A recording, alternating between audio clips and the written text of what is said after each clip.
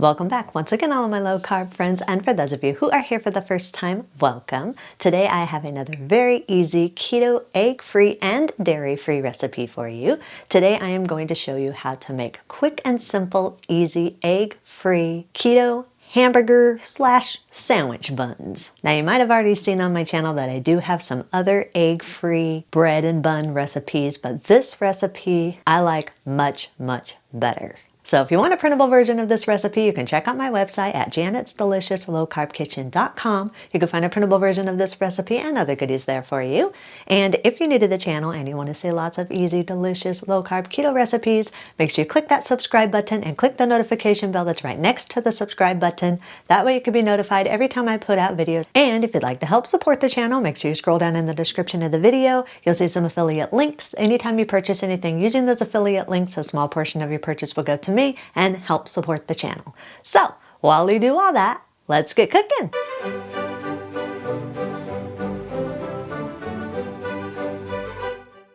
In a small bowl, combine 26 grams or around a fourth cup of golden flaxseed meal or chia seed meal. Add 177 milliliters or around 3/4 cup of room temperature water. Use a fork and stir the water and the flaxseed meal together until everything is fully combined. Then set the mixture aside and allow it to sit for at least 10 minutes or until it becomes gummy in texture. In a large mixing bowl, combine 112 grams or around 1 cup of coconut flour, 9 grams or around 1 tablespoon of instant dry yeast. We add the yeast strictly for flavor. Add 15 grams or around 1 tablespoon of baking powder, a half teaspoon of salt. If you want to, you can add some dry herbs or some dry seasonings of your choice. I'm keeping mine just neutral flavored, so I'm not adding any herbs or seasonings. Add another 26 grams or around a fourth cup of flaxseed meal or chia seed meal. Sift everything all together until everything is fully combined and there are no lumps in the dry ingredients. Add a half cup of butter that's been melted. If you're wanting this to be completely dairy-free, you can use melted coconut oil or any oil of your choice. Stir the butter in until everything is fully combined and all the dry ingredients are moist.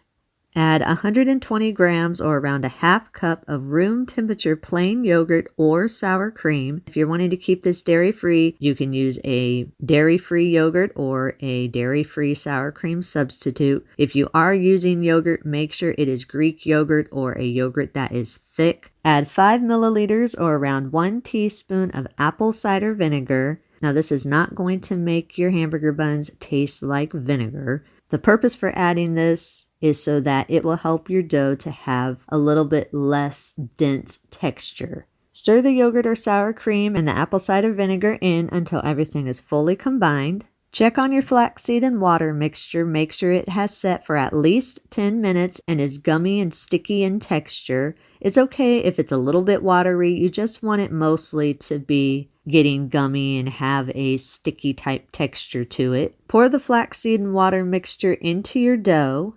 Then sprinkle in 3 grams or around 1 teaspoon of xanthan gum or psyllium husk powder. Since this is an egg-free recipe, xanthan gum or psyllium husk powder works best. You need a binder that's very concentrated. If you do choose to grind your own, you'll need roughly around 1.5 tablespoons of whole psyllium husk. Then grind it till it's about half its volume, which is roughly around 1 3/4 teaspoons, somewhere around in there. You'll also most likely need to add a little bit extra hot water once everything is mixed together. That's if you choose to grind whole psyllium husk rather than using xanthan gum or psyllium husk powder. If you're using psyllium husk powder, you'll need twice as much psyllium husk powder as you do xanthan gum. Give your dough another stir for at least a good 30 seconds or so. Scrape down the sides of your bowl and push the dough to the center of your bowl. Allow the dough to sit uncovered at room temperature for at least 10 minutes. This is going to help the dough absorb any extra moisture and help those binding agents to start binding all the ingredients together. After 10 minutes, check the texture of your dough. The dough should be moist and very lightly sticky. Your dough should come together easily and should roll together easily. It should hold its shape easily. Divide the dough into 5 equal portions, which is roughly a little over 7 tablespoons in each portion if you want to measure it out. Roll each dough scoop into smooth, tight balls, then press the dough balls evenly throughout your hamburger bun molds. If you're not using the hamburger bun molds, then use your hand and slightly flatten the top of the dough balls until you have shaped the ball into a hamburger bun shape. Make sure as you are pressing the dough out, you're keeping the dough smooth at all times. Once the buns are all shaped in the molds or on your baking sheet, then just brush the top with a little bit of melted butter or egg wash. You can leave it as it is, or if you want to, you can sprinkle a little bit of sesame seeds over the top of the melted butter or the egg wash, whatever you're using. Make sure you use the back of a measuring cup and just kind of press the seeds a little bit down into the melted butter or egg wash. Put it in your preheated oven, bake at 400 degrees for about 25 minutes or until the buns are golden and a tester comes out clean.